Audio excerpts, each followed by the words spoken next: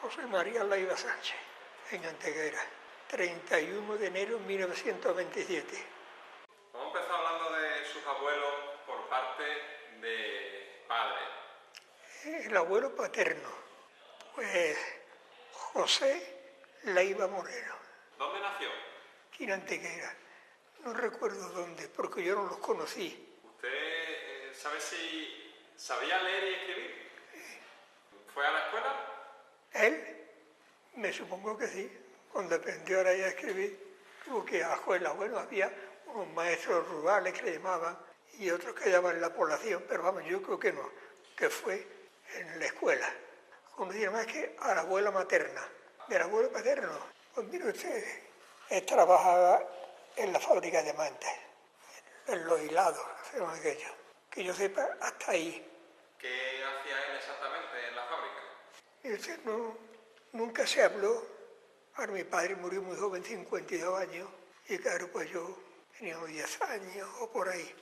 Y no dio tiempo, estaba en su trabajo y tal, y no dio tiempo a que me informara. Y a mí nunca se me ocurrió a mi madre preguntarle si tenía conocimiento de algo de eso.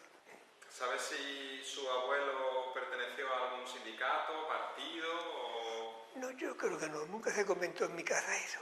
¿Era un hombre religioso? Sí, ellos, que yo sepa, profesaron la religión siempre católica, puesto que se casaron por la iglesia. Mi abuela, por parte de mi padre, ella era Antonia Montero Lomares. ¿Nació en Antequera? ¿Sabía leer y escribir? Yo creo que sí que sabían todo, menos mi madre. Sin embargo, ella no se enseñó a leer ni a escribir, o no la enseñaron ya. No sé las circunstancias cuáles fueron. ¿Qué sabe usted de esta abuela? Pues prácticamente nada. De la abuela materna, algo, me parece que también trabajó en las mantas y tal. Luego sufrió una parálisis, claro, ya, pues se acabó. Yo recuerdo de ella, cuando tenía 5 años, de que iba viviendo en la casa mía, iba allí un compadre de un vecino que había que era zapatero, que era que hombre me causaba a mí mucho miedo. No sé por qué. Era altísimo, un pedazo más alto. Un ojo verde de baracho, un abrigo verde que llegaba casi a los tobillos. Me decían que ahí viene el compadre. Me cago en 10. Y salía corriendo, recuerdo que atrancaba la puerta y me metía a la cara. En una ocasión, Pepe Díaz, un apañado que era, me llevó un carrito, me parece que era una carreta que era, unos pocos de peladillas y anís. Entonces era un burrico de cartón que estaba enganchado. No existía de madera ni cosas de esas. De madera solamente el armazón de la carreta. Cuando me lo regaló, se acabó el susto con Pepe Díaz. Y luego se le decía yo, Pepe, ¿te acuerdas cuando me daba mucho gusto de ti? Y el pobre, tipo alto, derecho, con una vela, se quedó que la barba le llegaba a las rodillas. Pero no es posible, con la talla que tenía. Y ya miraba así, el pobre, buena persona. ¿La abuela paterna usted no la conoció entonces? La abuela paterna no. Ni el abuelo paterno, ni la abuela paterna. Ni el abuelo materno, solamente la abuela materna. Aunque no la haya conocido, ¿qué cosas le han contado de ella? Pues, nada de ponerse malo en aquellos tiempos, pues yo mal resfriado. Y como decía el refrán, un resfriado mal curado, un tuberculoso declarado. Se decía en aquella época. Y posiblemente alguna enfermedad de algo y una vieja solución y se acabó. ¿Estos abuelos, por parte de padre, eran clase alta, media, baja? No, tenía entendido que era una clase, no era muy alta, pero vamos, una estatura normal. Porque mi padre era más alto que yo. Y posiblemente sus padres, pues, también serían altos. Pero más que no tengo ni idea. Ya, los trabajadores de propiedades, que yo sepa, bueno, sí, quizá el padre de mi madre, sí, compró una casa y tal, No, que pero padre paterna, no, que yo sepa nada. ¿La casa de los abuelos paternos, usted la...? No, nada, murieron, yo no había nacido, cuando murieron quizás de los 4 abuelos, 3 murieron. ¿Estos abuelos por parte paterna vivían en el núcleo de Antequera o fuera? No, el núcleo de Antequera. ¿Cómo se llamaba el abuelo materno? No lo conocí, no. Se llama José Sánchez. José Sánchez Pérez, al contrario de la abuela, los apellidos. ¿Este abuelo sabía leer y escribir? Sí. ¿Qué ¿Qué sabe usted de él? Nada, no. ¿A qué se dedicaba? Bueno, sí, él también dedicaba al trabajo en la fábrica de mantas. ¿Sabe usted algo de si él militaba en algún partido político o...? Que yo sepa, mi madre nunca comentó nada de eso, pero no, por incluso mi padre no, de política nada. ¿No le han contado ninguna anécdota que le ocurriera a él? No, que yo recuerde, no, Entonces usted solo conoció personalmente a su abuela por parte de madre. justamente. ¿Cómo se llamaba esa mujer? Micaela Pérez Sánchez. ¿Ella sabía leer y escribir? Yo lo ignoro, porque murió teniendo yo 5 años. Yo me acuerdo de ella, no de la figura, o sea, de la faz, de la parte facial, sino me acuerdo de ella que tenía una invalidez, una parálisis, sentada en un sillón allí y tal. Pelo de blanco, abundancia de pelo, como antiguamente llevaba el roete en lo alto de la cabeza, no atrás, sino, si mal no recuerdo, arriba. Ella también trabajó en las mantas, en la fábrica de mantas. ¿Qué más sabe de esta abuela? Pues ya nada, yo sé, que yo sepa, ni se comentó en la casa, yo era muy pequeño, sí se comentó un poco antes con alguna de mis hermanas, que era mayor que yo o algo, pero después no se ha comentado, ni mi madre hizo comentarios que yo recuerde. ¿Los abuelos maternos eran de clase económica alta, media, No, baja? lo que había en aquellos tiempos.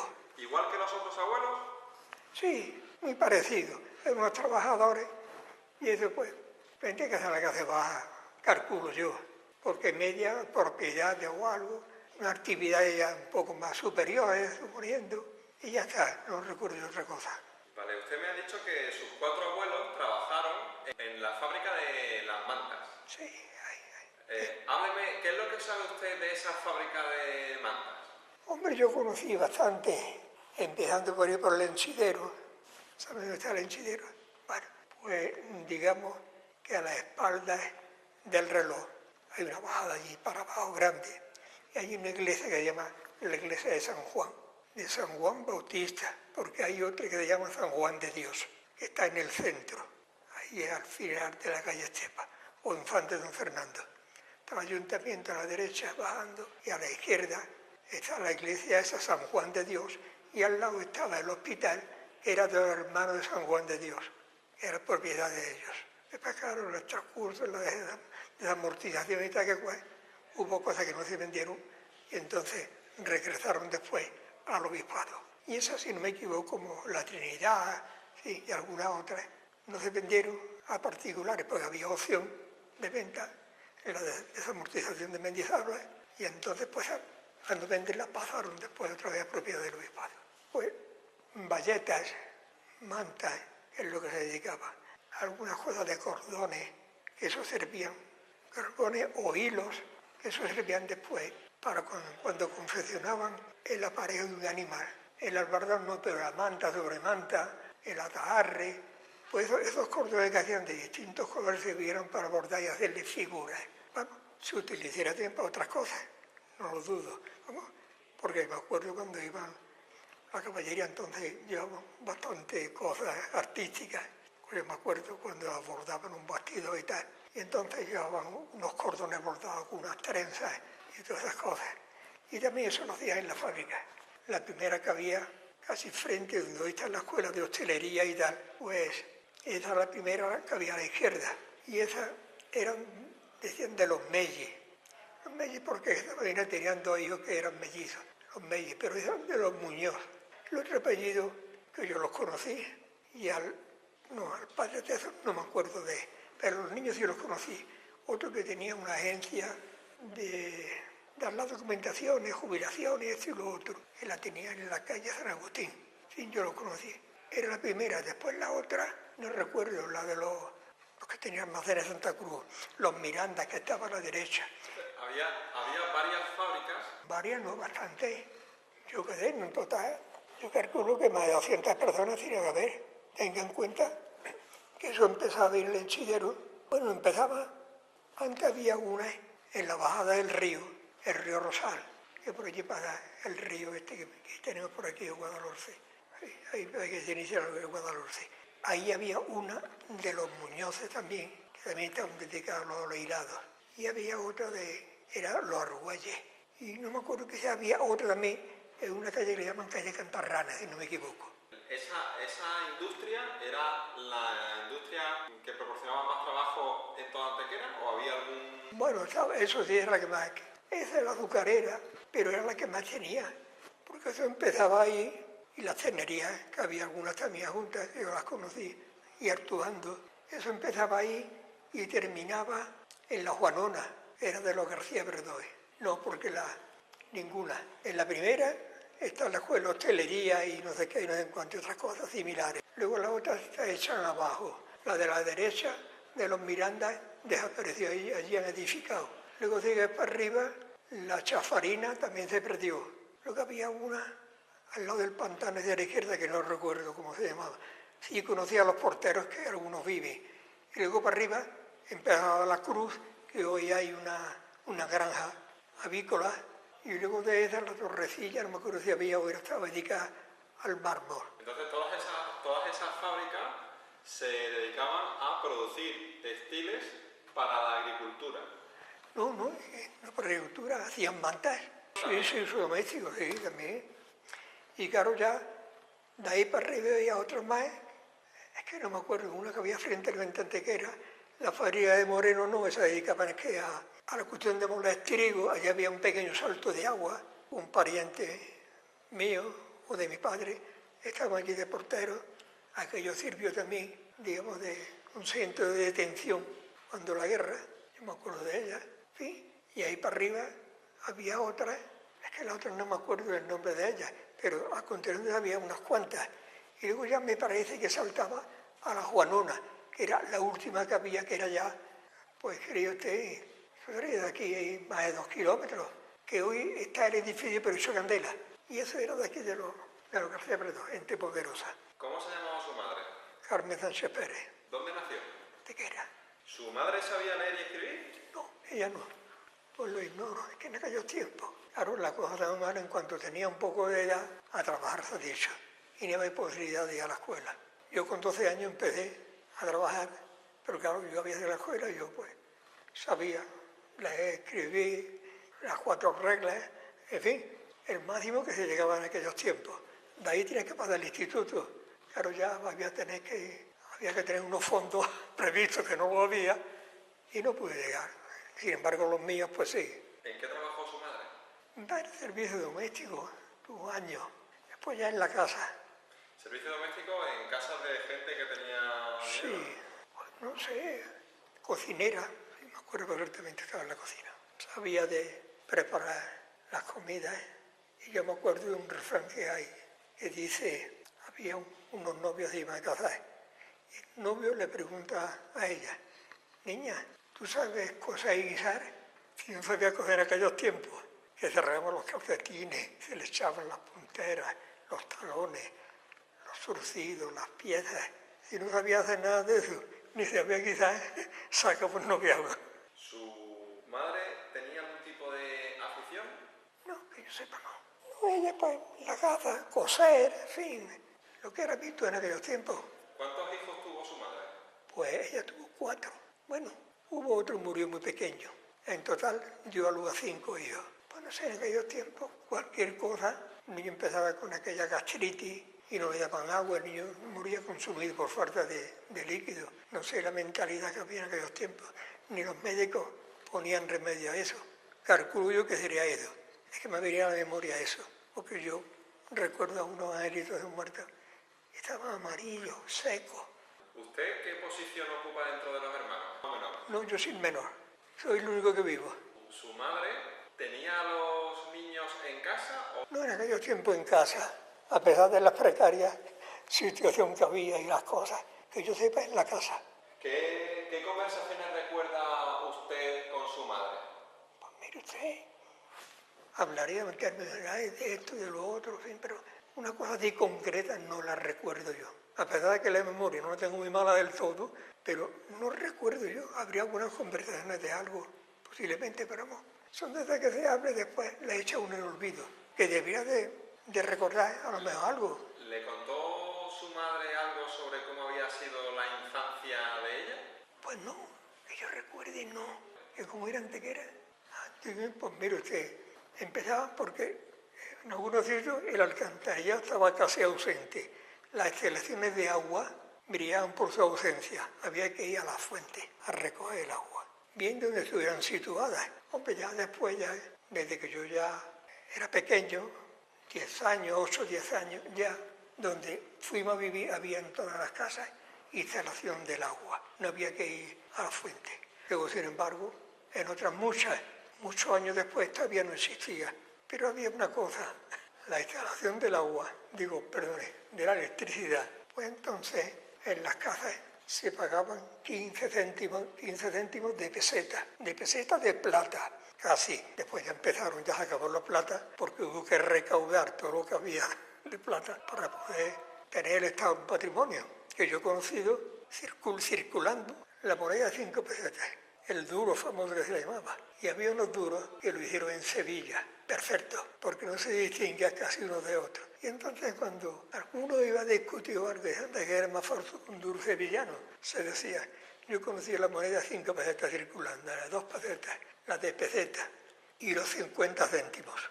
Eso los conocí yo circulando. La situación laboral, la última que yo recuerdo, la dada de alta en la Seguridad Social. ¿Ganaba su madre mucho dinero con ese trabajo? Hombre, se ahorraba algo. Hombre, ya también posiblemente contribuirían también alguna de mis hermanas. Pero en fin, había una reservita para no tener que llamar a la puerta al vecino. ¿Tenía vacaciones su madre? Bueno, en aquellos tiempos no había vacaciones, ni las tenía yo al principio. En el año 38, 39, 40 y 40 y tanto, pues no había vacaciones. ¿Los sábados y los domingos se trabajaban? Sí, yo también. Y los días fiestas, ferias, días de festividades, todas. Los 365 del año lo he pasado yo y también lo pasaron allá, ya claro, se jubilaron ya, se acabó. ¿Era religiosa su madre? Sí, fíjate. ¿Ya iba a misa? Hombre, no es que fuera todos los días porque no había tiempo, pero en fin, ella decía, su pensamiento era ese. Hábleme de su padre. ¿Cómo se llamaba su padre? Antonio Leiva Montero. ¿Él nació en Antequera? Antequera. ¿Sabía leer y escribir? ¿Él aprendió en un colegio? Pues mire usted, no sé, murió el año 38 y ¿verdad? Yo tenía entonces 11 años, quizás no tenía 11 años, y no dio tiempo a hablar mucho de eso. Estaba su trabajo, la comida estaba al trabajo. No llegué yo a saber porque tuvo que ir al colegio porque sabía leer, escribir, medir, porque su población lo requería eso. Tuvo que ir al colegio. ¿En qué trabajó? Este trabajo era el bardonero. ¿Eso qué es? Y también le armaba la guarnicionería. Digamos que el bardonero era el sastre de los animales, la caballería en general. No, en aquellos tiempos era porque no había otra cosa. Y que yo sepa solamente era eso, los cuadrúpedos, porque ya no existía para otra cosa. Porque las carretas entonces llevaban uncido a los bueyes, pues sí llevaban una especie de franja que iba bordada con esos cordones que hacían en la fábrica de mantas. Iba adornada y llevaban unas trenzas o algo así parecido que llevaban mosquiteros. Eso servía para que los mosquitos no se les puedan la vista y los fastidiaran. Entonces su padre se dedicaba a hacer ese tipo de prendas para los... Sí, claro. Era la manta, la sobremanta, el albardón, el atarre, la cincha. Si había algo más ya no me acuerdo. El primer día una manta, después el albardón, después la sobremanta. Luego llevaba otra cosa más que no recuerdo. Pues venía la cincha y el atarre y la paticola. Claro, usted no ha conocido eso, claro. Eso para eso nada más. Lo mismo que hoy en los caballos, los rejoneadores lleva. Hoy ya después era más moderno y eran unas tiras de cuero. Pero antes, para esos animales, así las antojeras también que llevaban. En fin, todas las cosas. Servía para protección del animal. ¿También para que no pasase frío? No, sino protección del organismo suyo, para que no hubieran rozaduras. Antes le llamaban rozaduras. Y eso se las curaban con zahareña, una planta. Entonces eso, le poníamos una cataplasma, se la sujetaba y eso le curaba la herida que se formaba. Se formaban unas troneras que quedaba, yo qué sé, de verlo. ¿Su padre siempre trabajó en eso? En eso. ¿Solo en eso? Desde que empezó hasta que falleció. Había un taller ahí en la calle Estepa, Infante Don Fernando. Vamos, por puntualizar una cosa y otra. Y eso estaba, ¿usted conoce la calle Estepa? Pasa usted a la calle Carretero, está a servicio de taxi. Una esquina que ha hecho ahora muy moderna, muy bonita. Ahí estuvo telégrafo. Luego un poco más arriba había un sombrerero, Rogelio Lopera. Y luego más arriba, pues venía donde estaba ese taller de los Ortiz Ríos. Y al lado de ellos había una posada. Que eso ya aquí, que entrasen allí, me parece que quedamos dos. Otro que no lo ve ahora, otro amigo, y yo. Eso se acabó ya en el 37 o por ahí, 38. Vamos que llegar hasta el 39 por ahí. Ya desapareció eso. ¿Cuánto tiempo necesitaba su padre para hacer una prenda para un caballo? Eso ya no me acuerdo yo. De eso no tengo ni puñetera idea. Yo me acuerdo que sí, me acuerdo de haberlo visto, y el albardón, suponiendo que tenía 2 tubos, digamos que son 2 cañones. Esa era una prenda y estaba cosida por un lateral y por el centro, para que encajase en la espina dorsal de los animales. Entonces eso, había una especie de centeno, se llamaba, como si fuera el trigo, pero no es el trigo. Entonces eso tiene una altura, claro, 1 metro y pico. Entonces eso lo tenían que doblar. Y había, bueno, no me acuerdo cómo se llama la palabra, que un gancho largo, puño, y tenía una especie de horquilla. Entonces cogía la rama esa y la doblaba en la horquilla. Entonces eso iba introduciéndole hasta que eso se ponía completamente duro. Bueno, y empezaba a empujar y tal. Y entonces era el albardón. Luego lo hacían la almohadilla para que encajase al final del cuello y no fastidiara.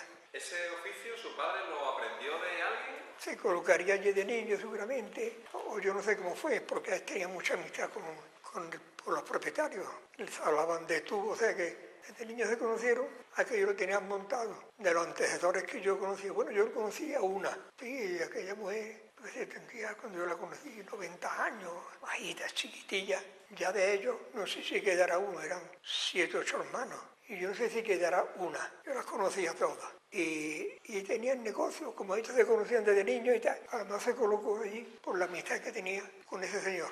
José Ortiz Ríos, quizás era. José Ortiz Ríos. Esos eran los hijos. Ahora no me acuerdo del segundo apellido, yo me acordaba, pero ya se me ha olvidado. Y eso ya es otra historia. No, él trabajaba por una familia. Para los propietarios del negocio era un empleado allí que estaba encargado de aquello, pero ya está. ¿Usted sabe cuánto dinero ganaba su padre con eso? Pero eso no. Sí se comentó alguna vez, hace ya tantísimos años que no me acuerdo. ¿Los sábados y los domingos también trabajaba su padre? Pues me parece a mí que los domingos no trabajaban, o trabajaban mediodía. No, en aquellos tiempos no. Las vacaciones existían para los privilegiados, los demás aguantáis. Bien, ¿usted recuerda alguna conversación con su padre? Hombre, sí, algunas veces sí, pero no recuerdo las conversaciones. Sí hablaban a la hora de comida, pues claro, se hablaba, se comentaba y tal, pero no recuerdo en concreto qué era, porque claro, yo tenía 11 años o 10 y pico, claro, a esta altura, ya son 70 y tantos años, ya no me puedo acordar de cosillas de esas. ¿Su padre participó en algún partido político, sindicato? Que yo sepa, no. ¿Era un hombre religioso? No estoy seguro, pero calculo que sí. Si se casaron por la iglesia y tal, alguna vez que otra, pues pasó por la iglesia. Pero en fin, creo que sí, porque a las navidades, según recuerdo yo, pues sí, iba a la misa del gallo y todas esas cosas tenía que ser. Usted me ha dicho que su padre murió en el año 38. Sí, usted pulmonar, porque el oficio ese daba eso. Todos los que trabajan en el oficio ese terminaban fastidiados con los pulmones. Pues eso, porque había de la parte de la especie de la espiga, esa no me acuerdo como he dicho antes. ¿El centeno? Pues eso había que moler.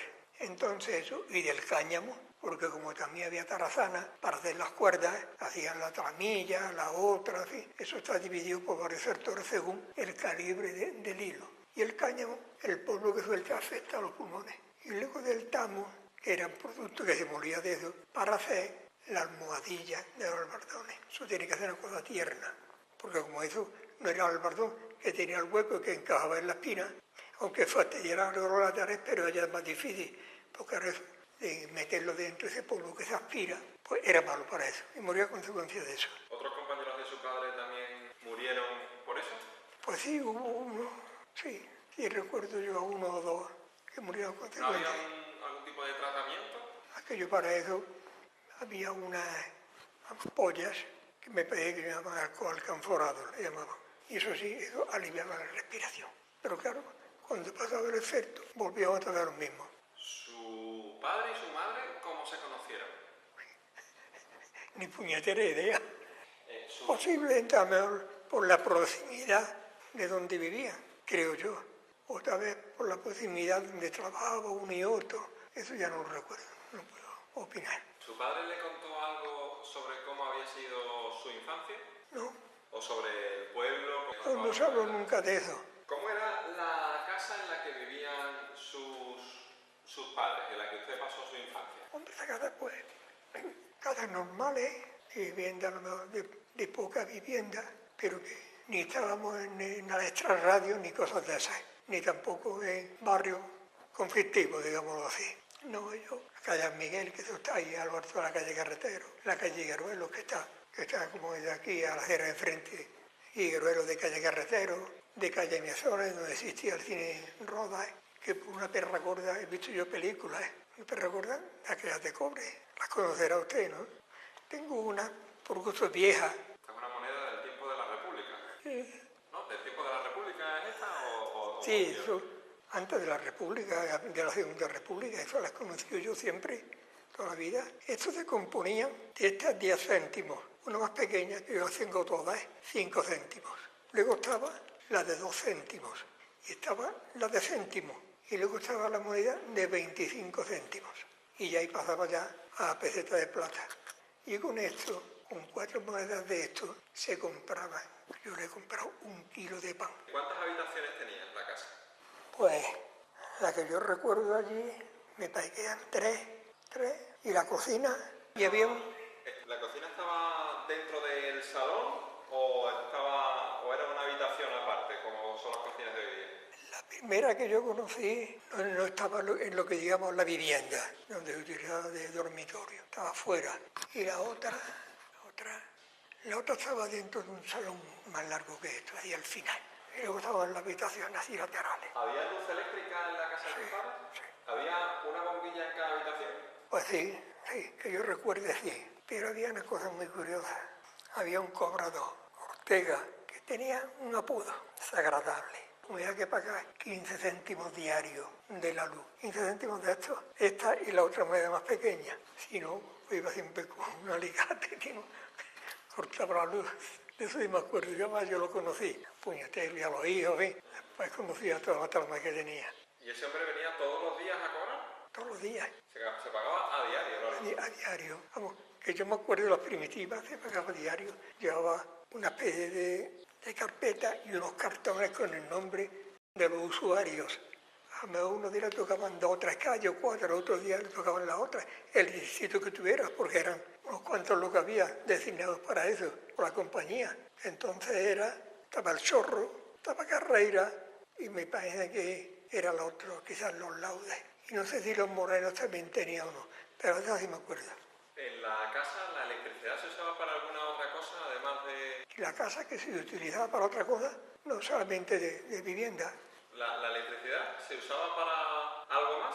No, bueno, había una hornilla eléctrica, un casillo eléctrico, a lo mejor había, pero que ya no me acuerdo ya bien. Hornilla eléctrica, nada, eso nada. ¿Había váter en casa de sus Sí, padres? no, era una cosa muy distinta. ¿Cómo era? Había algunos, sí, en uno sí había. Había lo que se llama el váter de hoy.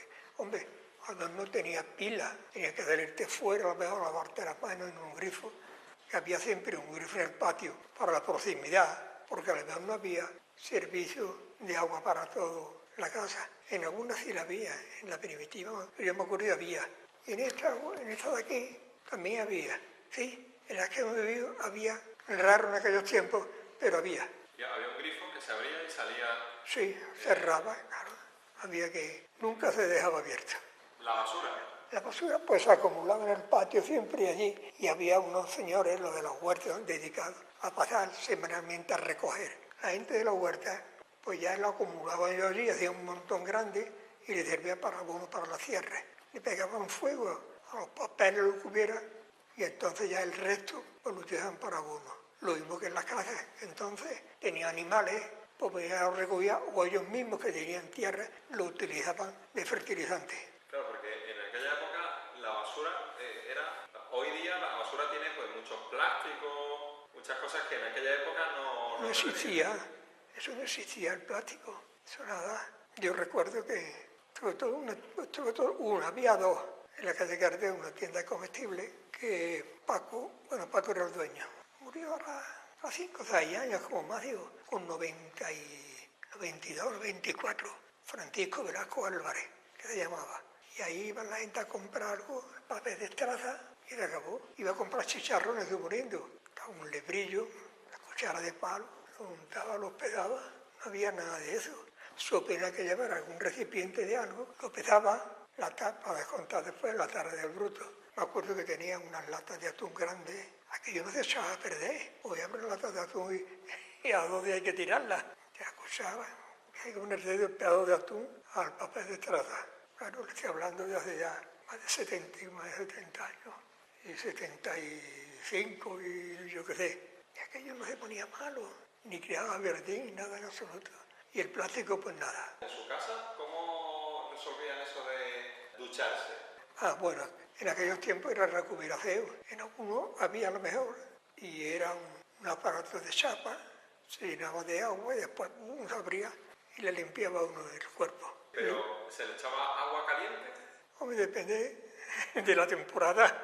Si era invierno no podía hacer. Bueno, que alguna vez también se duchaba con agua fría y no se moría uno ni cogía resfriado ni nada. ¿Y cada cuánto se duchaba? Hombre, depende de la profesión que tuviera. Según yo había unas profesiones de mucho polvo, bueno, era albañil y todo eso, pues claro. Si había medios, pues se daba un lavado por lo menos, sino también utilizaban un recipiente grande, un barreño que le llamaban, porque ya claro, ya el agua no iba al suelo para él. ¿Y ese barreño en qué lugar de la casa se colocaba? Hombre, siempre había una habitación, siempre había una habitación o algo donde se podía, independientemente, pues, lavarte o medio lavarte.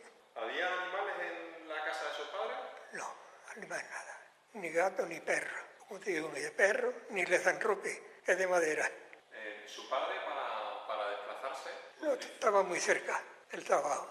Estaría como desde aquí, ahí a la esquina acá del barrero. O sea, estaba muy cerca.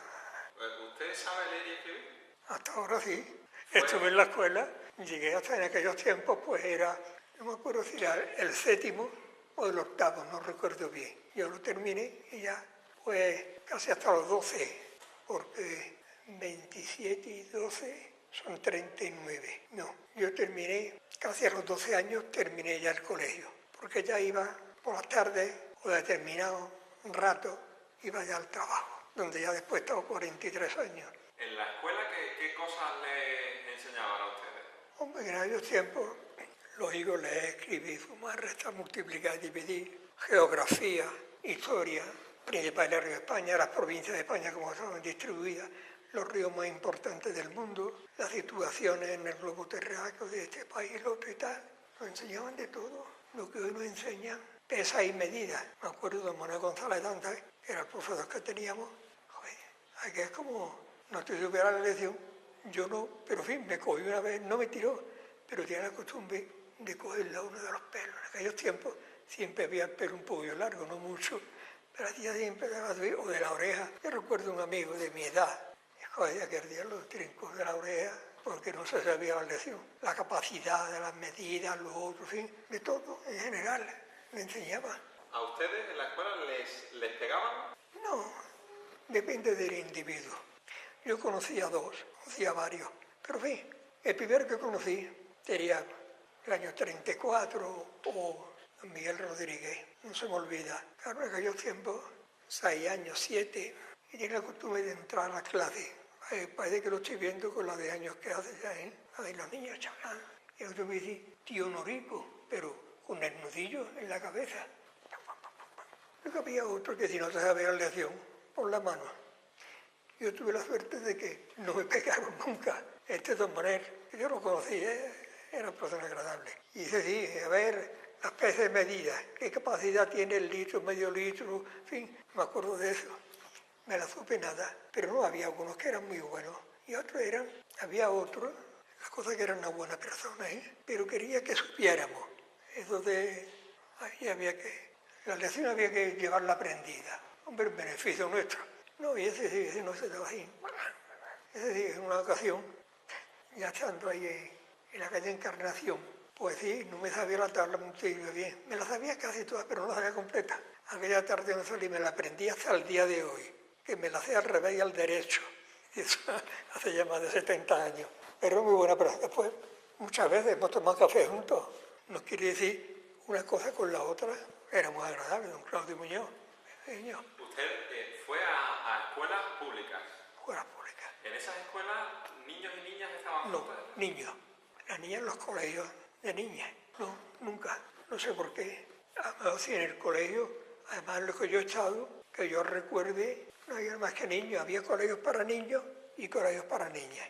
No, es una costumbre que había y uno pues la admitía así. Y nunca se dio por qué, ni se preguntó el por qué. Unas normas que había, eso estaba en los tiempos de la República, realmente pues, cuando yo fui al colegio, pues claro, habría tarea república por el año 33, y 34 y 35, bueno, hasta el 36, inclusive pues ya aquello se fraccionó y se formó el follón, del cual yo también me acuerdo. Cuando usted era pequeño, ¿a qué jugaba? De casualidad empecé a hacer memoria y como eran tantos y algunos que no me acuerdo, pero me voy a enseñar una cosa que usted no la conoce. Ahora estoy con un amigo y me parece que es 3 años más joven que yo, 4, y no la conoce. La primitiva cartilla de la Seguridad Social, extendida al año 46, porque la Seguridad Social se creó el año 44. Y a mí, a los juegos, vamos a terminar los juegos, y a mí me escribieron con los 14 años, que era elementario. Bueno, mire usted, si quiere usted leerlo, ahí lo tiene, y si quiere quedarse con ello. Cuéntemelo usted, ¿En qué consistía lo bueno? ¿Cuál de ellos?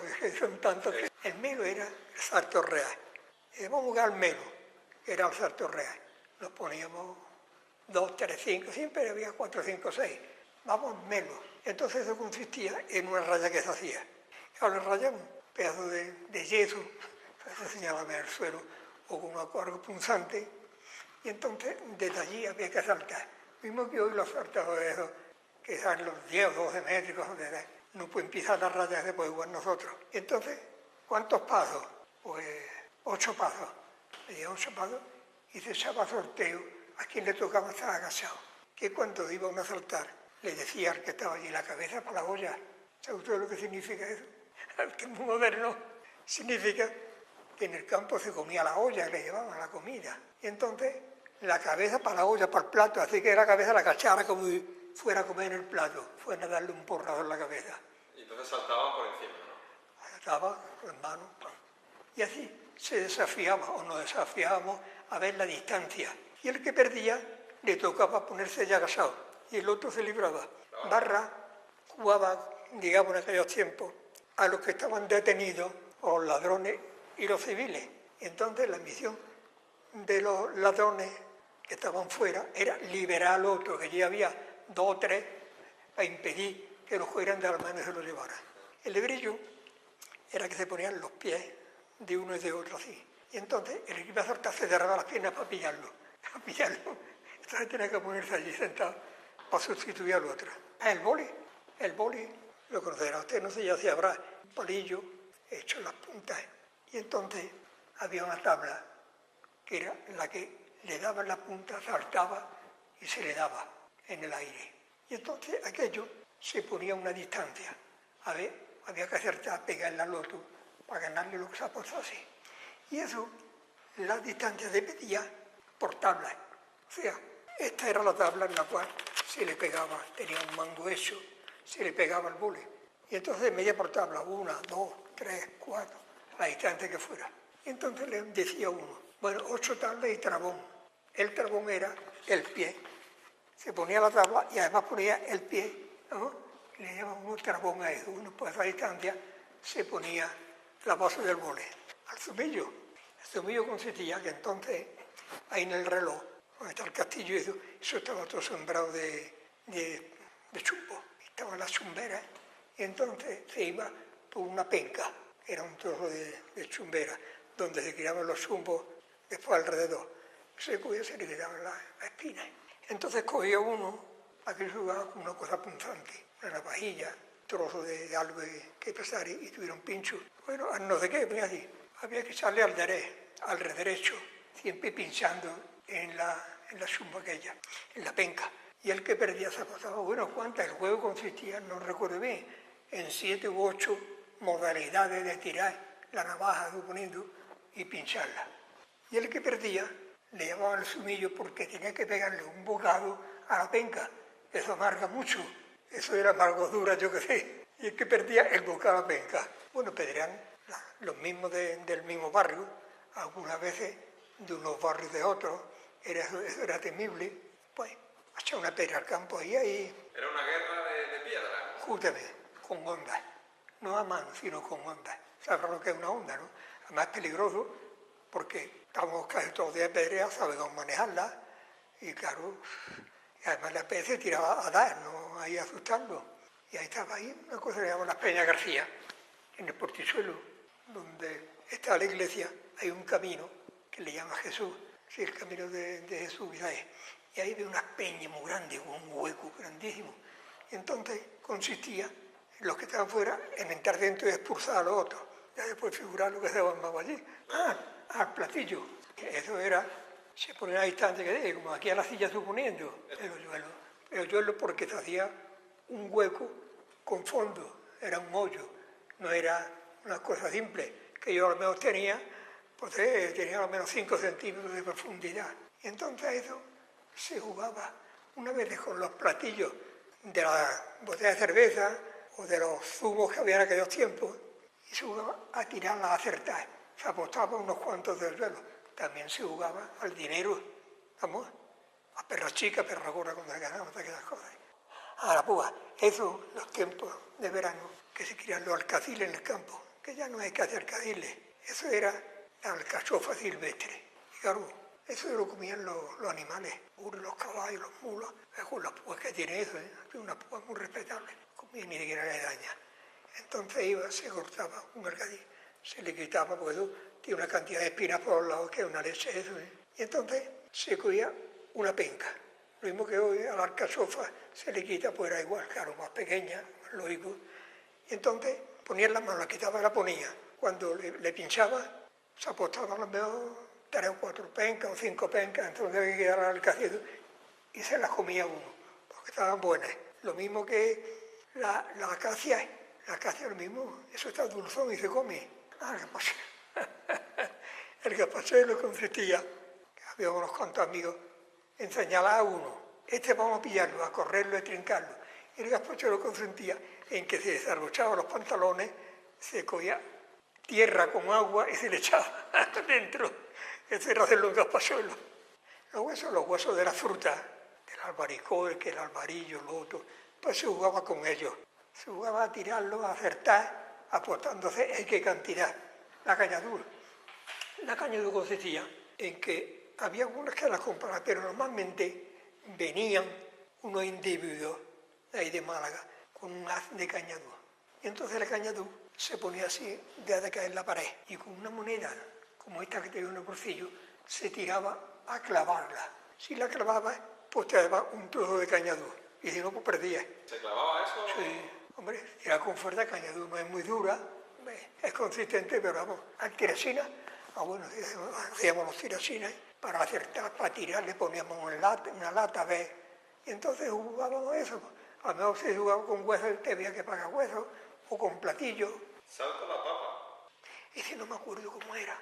El salto sería como rana, pegar unos saltos así con los 4 miembros, que calculo que se pesos, que no me acuerdo bien. El tordeo, eso había que estar especializado casi.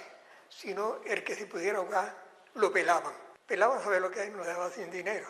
Sí, eso era clásico, que se jugaba ahí en el barrio Carmen. Ahí había unos cañaverales y ahí se jugaba, porque claro, le temía que vinieran los municipales o los guardias civiles. Como eso estaba prohibido jugar dinero.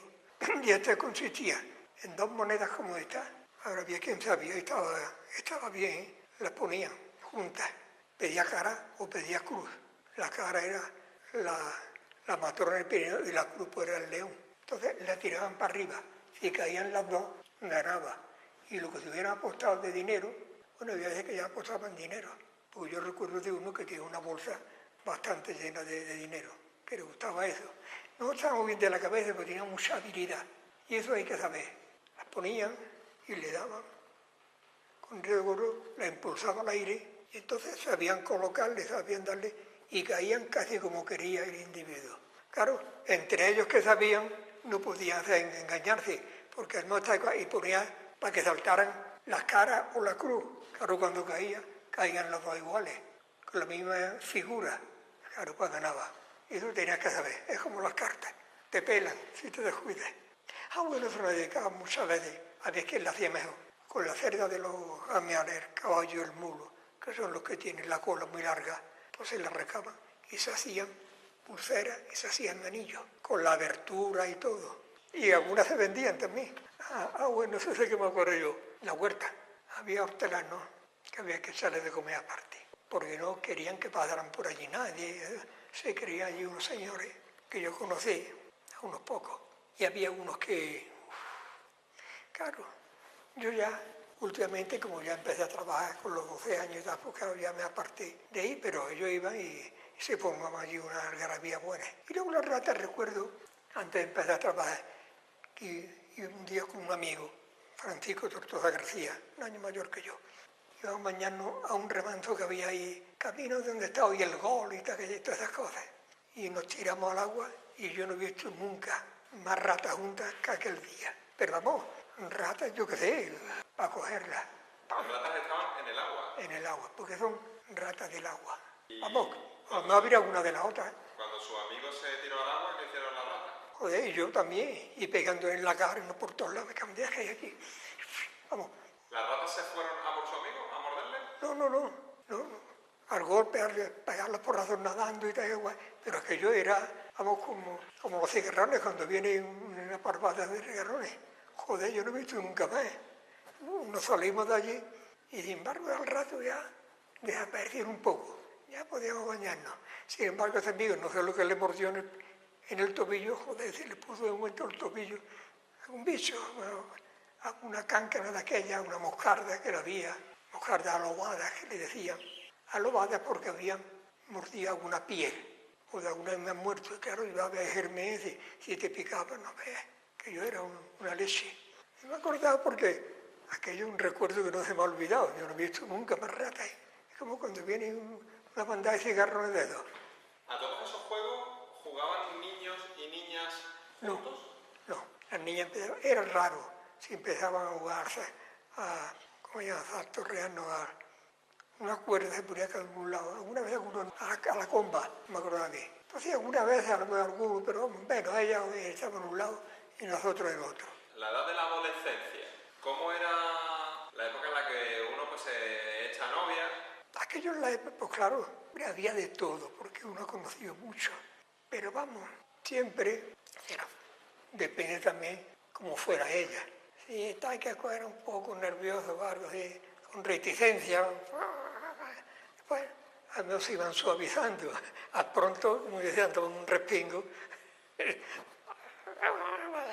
Y a mí si insistía para que yo suavizaba, podía llegar a un acuerdo y formalizar algo. Era lo que había. Y ¿Para claro, empezar a salir con una chica había que pedir permiso a los padres?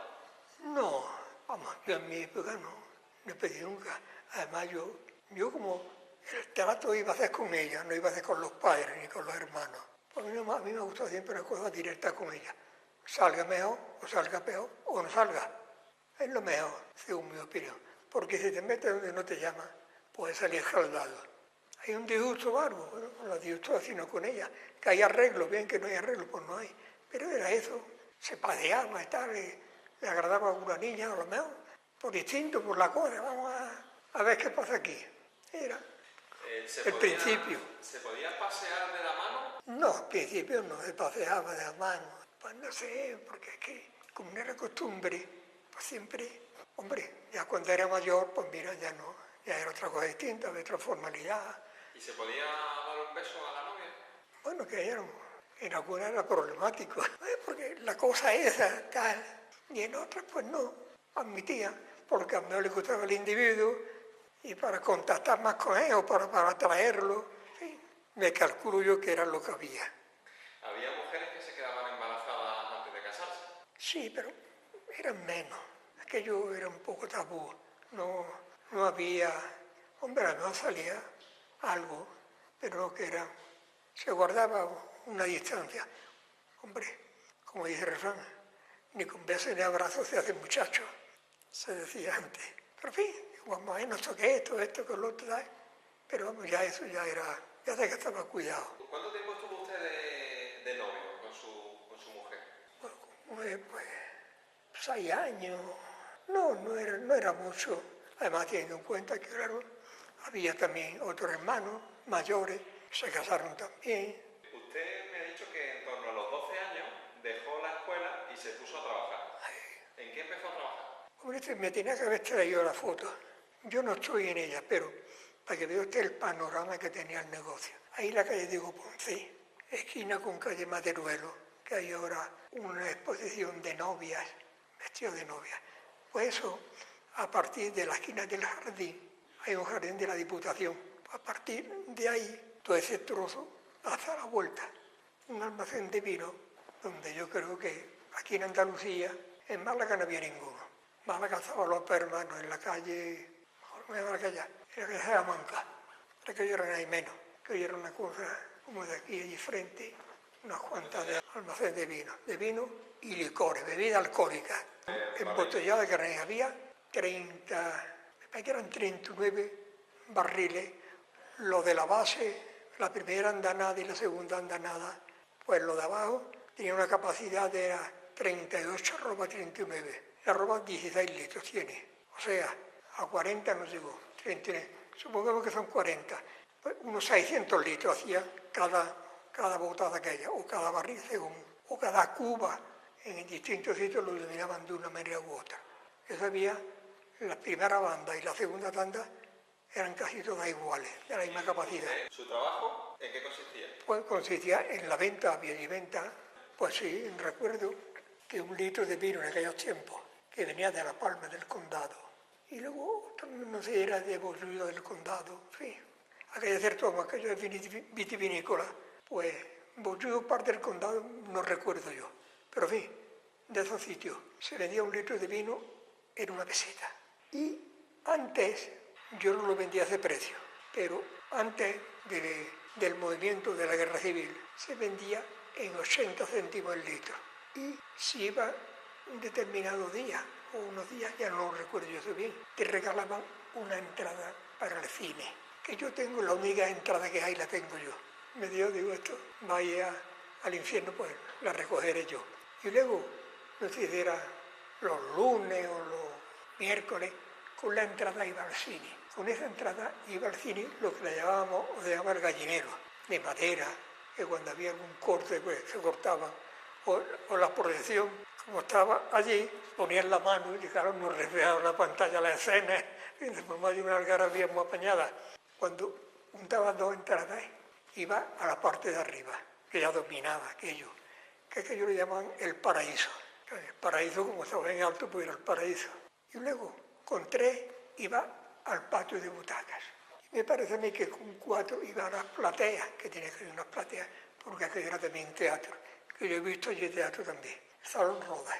Pero antes tenía otro nombre que no lo recuerdo, en la calle Mesones, donde estaba Barclay, y frente estaba Banco Bilbao Vizcaya. ¿Y cuánto costaba una entrada normal Tenía que haberme traído, no es para que viera usted lo que ponían la entrada en el año 40. 30 céntimos, 40 céntimos, y un ticket que se pagaba para los comedores, para auxilio social. 5 céntimos, 10 céntimos, depende de la categoría o de lo que bebiera en un establecimiento. Lo que pasa es que eso... ¿Cuántas horas trabajaba usted en ese almacén? ¿Cuántas horas? En aquellos tiempos, como dice el refrán, dice, trabaja más con mulo alquilado. Tú no sabes lo que es eso siquiera. ¿Lo sabes? ¿Muchas horas? Es que antes, el que no tenía animales, se lo alquilaba al vecino a otro. Y tenía que hacer el agosto, la ciega y eso. El animal ni comía ni bebía, más que trabajando. Hombre, yo comía y bebía, porque la bebida la tenían allí, de lo mejor. Pero vamos, sigue usted. Muchas horas, desde las 9 de la mañana, 8:30, hasta las 9:30 o las 10. Al principio no, pero sí, después ya era el mediodía, después ya un día, en fin, ya se fue habilitando. Pero ya... ¿Usted siempre ha sido vendedor de vino en esa empresa? Siempre yo soy el dependiente, que yo era un dependiente que habíamos atendiendo al público. Iba a comprar lo mismo medio litro de vino que las robas que fueran, siempre. ¿En esa misma empresa? En esa misma empresa, desde el 38 hasta el 81. ¿Cómo ha cambiado su trabajo en esos años? Hombre, esto ya después voy cambiando ya, con esta modernidad de que di los whisky, los pelotazos, eso ya fue cambiando la cosa. Sí, se notó, pero en fin, como aquí el único sitio que había de prestigio que tuviera de todo lo que pidiera el cliente, bien de vinos embotellados, bien de bebida alcohólica, ginebra, whisky, coñac, en fin, de todo eso. Allí había 527 marcas distintas de vinos, aguardientes y licores. 527. ¿Y esos licores, esos vinos eran de Andalucía? No, hombre, en ruta los aguardientes, distintas marcas, ¿eh? Licores, pues, venían hechos por ahí arriba, como el Calizay, que se hacía, me parece que era hielo de Malferí, no, hielo de Malferí es de Valencia. Bueno, el Calizay suponiendo, hoy ya no se ve el Calizay, licor ferroquinado, pues eso se haría en arena y de mar, se hacía mucho, se traímos de ahí de la parte de Valencia, en Alcoy. ¿Y tenían ustedes licores de fuera de España? Los whisky eran todos hechos de fuera, salvo cuando empezó el DIC, ahí en Segovia, que valía una botella de DIC 125 pesetas. ¿El whisky era más caro que el vino? El whisky en aquellos tiempos estaba casi equiparado a un coñac medio selecto. No el coñac nomás, como todas las tacepas, las tres copas, el Baquer Real Tesoro, en fin, tantos como he conocido yo. En los años 40 y 50, en los bares, por ejemplo, ¿qué se bebía? ¿Se bebía vino y cerveza?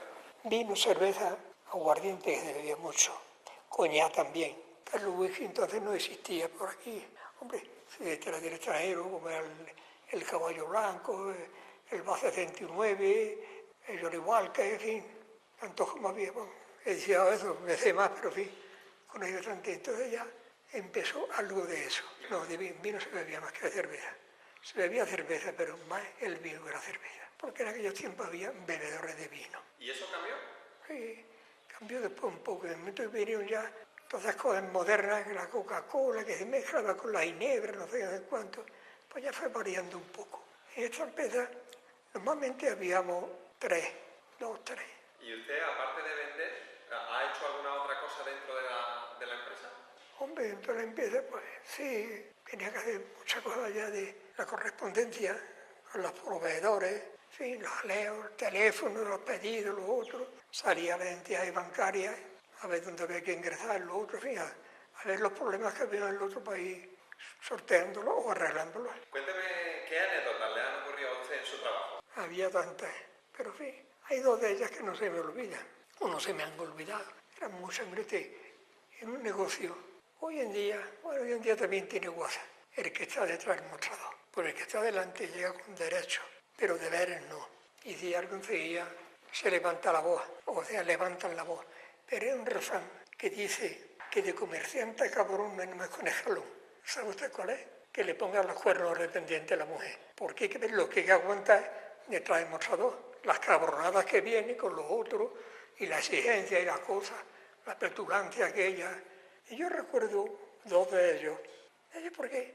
Por la forma, habrá habido más, ya no me acuerdo. Yo terminé en el año 81, y claro, del 81 al 2011 ya han pasado casi 39 años por ahí. Y había un individuo, tenía otro calificativo, me acuerdo perfectamente de él, chiquitillo. Como todos los pequeñitos, no sé por qué, claro, quieren ser elevados de estatura, pero por desgracia, por suerte, no lo son. Pues, estoy viendo, pero rizado. Se tenía un cortijo, una finca ahí detrás de la sierra. Y se tuvo que venir de allí, porque los maquis, eso sí, los autores que, bueno, le iban a dar un sobresalto sin arreglo. Y en una ocasión llegó allí. Ya lo tenía yo un poco ya atravesado, pero en fin, era el cliente, y el cliente soberano porque paga. Eso es lo que se decía en los negocios. Yo no sé hoy qué es lo que se dice, ya se ha perdido todo. ¿Verdad? Se ha perdido el respeto al que está detrás y que hace el que está delante, según mi opinión. No es que eso sea, pues, me acuerdo que llegó con una rueda de vinagre. Entonces, claro, la obligación del dependiente es tratar de recibir lo mejor al cliente, venderle más calidad, más mejor servido. Hombre, y el negocio se beneficia un poco más. No es igual vender 5 que 50. Entonces me dice, vinagre, el otro varios precios. Entonces se le decía el precio, no por la ropa, los 16 litros, sino por el litro, la unidad, un litro vale tanto, el otro tanto, y ya pensara, si se sabía multiplicarlo por 16, lo que valía la roba. Y entonces digo, mire, pues hay una 25, un litro de vino, que con 1 céntimo de hoy se compra un poco de litro, una 25, una 50, 2 pesetas. Me parece que el más caro eran 2,25 por ahí, pero claro, con 10 grados de acidez, eso es, si echa el suero y hierve, porque yo lo he visto. Vendió tantos años y palabra del individuo. Claro, yo le tenía que haber contestado ante una cosa y después la otra, pero sí, a mí no me tiene que dar coba. Digo, oiga usted, yo no tengo que darle a usted coba ni a nadie. Yo le he dicho los precios de migración, es tratar de servirle a usted lo mejor. Y en vez de tener que echar un vaso, echar a usted medio, si se lleva otro que mejor, por la diferencia de 25 céntimos. Digo, pero le voy a decir una cosa, yo no tengo que darle coba ni a usted ni a nadie. El jefe estaríamos así, y el jefe estaba ahí al lado de la columna. Y ahí tiene usted la puerta abierta por si quiere marcharse. Y tú aquí ya vas allá. Cuando iba, estaba más suave, con un guante de terciopelo. Y hubo una, ahí de Málaga, la señora, estaba casada con uno. Aquí estaba encargado un negocio de después, dio 3 bandazos y terminó, concretamente, de Viva Hermanos. No se lo conocerá usted porque en Málaga todavía existe, ¿no? Darle a preguntar una cosa de Málaga, de la calle San Juan, si existe o no. Y entonces llega, yo estaba haciendo mucho todo, y ya estaba ahí, pero así con un desparpajo, tipo de que usted no la conoció, que había antes en el Perché y el Agüero y la calle Cama, que todo eso lo conocía yo. Había otros que no, pero allí es, oye niña, dame medio litro de vino. Yo, ¿qué buscas? Pero así, unos zarcillos largos, enseñando la canal. Hoy en día no tiene importancia eso, pero hace 44 años no se llevaba. Todo modernizando, ya lo admite, uno lo ve como si nada. ¿Qué buscan? Digo, estoy buscando al niño, porque si este niño soy yo, tengo 40 años. Deme usted medio litro de vino, no se me olvide. Esto sería de mi quinta, poco más o menos, pero tú me has visto a mí en la bulla de feria, que allí se ven todos, así con un despotismo, una cosa, eso es lo que me molestó a mí. Como le sinvergüenza, bien, me importa que me dé sinvergüenza, es el quejillo que le dé lo de sinvergüenza. ¿Usted por su edad ha conocido algo de la República? Hombre, yo recuerdo bien la Guardia de Asalto.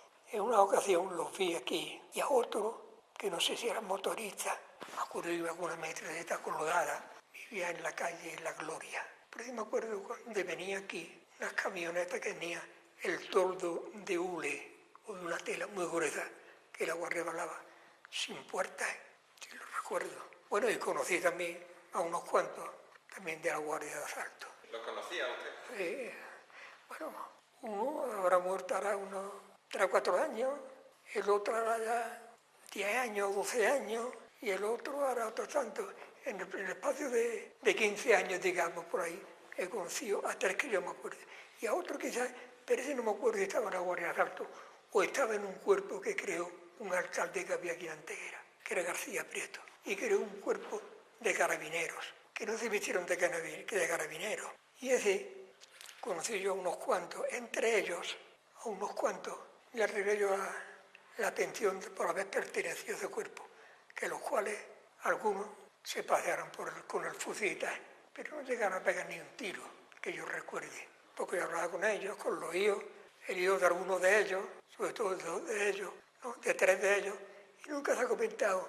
Y eso es lo que era un alcalde que había que se llama Antonio García Prieto. ¿Qué recuerda usted de la época de la República? Hombre, de la época de la República. Recuerdo haber leído 2 periódicos que se editaban en aquella época. Uno era La Linterna, y otro estaba, si no me equivoco, editado en Salamanca.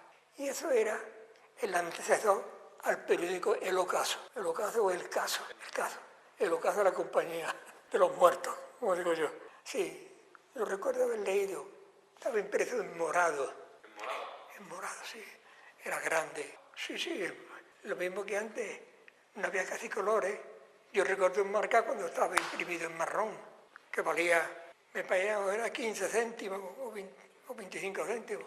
Y me acuerdo el nombre del fundador. Y luego había otro, que si no me equivoco decía, el periódico del siglo XX. Ese lo conocerá, a lo mejor la Diputación habrá papeles y algunos periódicos de aquella época, del año 33 o por ahí. ¿Usted recuerda ver la bandera de la República puesta en algún sitio? Posiblemente es que no me acuerdo. ¿Y la gente yendo a votar? No me acuerdo yo de eso. ¿Recuerda usted algún tipo de problema, conflicto antes de la guerra? Hombre, antes de la guerra había algunos conflictos, porque las sociedades que había, mismo que estaba el sindicato, antes llamaban sociedades, que yo conocí dos. No me acuerdo de qué gremio era, porque yo estaba en todo gremio. Carpinteros, los mejores albañiles y tal, estaba una sociedad. Lo de la metalurgia y eso y tal, tenían otra. Aunque allí en el mismo sitio había varios, bueno, dos o tres sindicatos no, lo que había antes. Y allí pues había varias congregaciones, digamos, o varios oficios que estaban allí agrupados. ¿Y qué pasó con esa gente? Hombre, esa gente allí, los problemas que había conflictivos del trabajo, los salarios, lo otro. Algunas veces había jaleo en la calle, manifestaciones, que yo las he conocido antes de la guerra. He conocido yo más de una. 34, yo vivía en la calle Guerrero, y 34, 35, había movimientos ya de jaleo, peleas. ¿Aquí a las iglesias les ocurrió algo antes de comenzar la guerra? Y ocurrieron cosas. Hombre, aquí lo que es pegarle fuego, que no pasó como en Málaga. Aquí le pegaron fuego quizás, pero no hubo gran cosa a la Trinidad. Intentaron ahí en la Plaza Santiago, la que está en la esquina, no me acuerdo, Santo Eufemia. A la puerta intentaron pegarle fuego, pero aquí no es decir pegarle fuego total. Ahora de los altares y todas las cosas, no. En Capuchino no. Capuchino sirvió aquello de cárcel, digámoslo así. Al principio de la guerra, antes de la llegada de la nación. Al principio de la guerra, pero aquí antes de la guerra, a la Trinidad, sí me pegaron fuego a las puertas, pero el interior no, porque hubo un incendio, pero fue fortuito. Cuando comenzó la guerra, en muchos sitios se crearon comités de trabajadores, que se supone que gestionaban cosas, trabajadores junto con parte de la administración. ¿Usted recuerda a gente de los comités? Yo conocí el Centro Republicano, de unía allí en la calle Terra que estaba. ¿Eso era un partido político? Los republicanos, ese era un partido político. Después ya, del otro no me acuerdo, yo tenía allí un vecino de calle, antes me acuerdo, Salvador Rosas, mi padre me llamaba. Cuando iba en la alpargata tenía pintado la UHP. UHP, ¿eso qué significa? Unión Hermanos Proletarios. Luego estaba la FAI, Federación Anarquista Internacional, no era, Federación Anarquista, no me acuerdo el nombre, internacional no me acuerdo de interior, no me acuerdo bien de la tercera letra. Y luego había la UHP, había otro más, ¿quién era el otro? La CGT, la Unión General de Trabajadores, la UGT. La UGT, pues sí, pero la UGT no recuerdo, era otro. La CGT. La Federación Anarquista, y el otro, ¿cómo se llamaba? Bueno, si no se preocupe.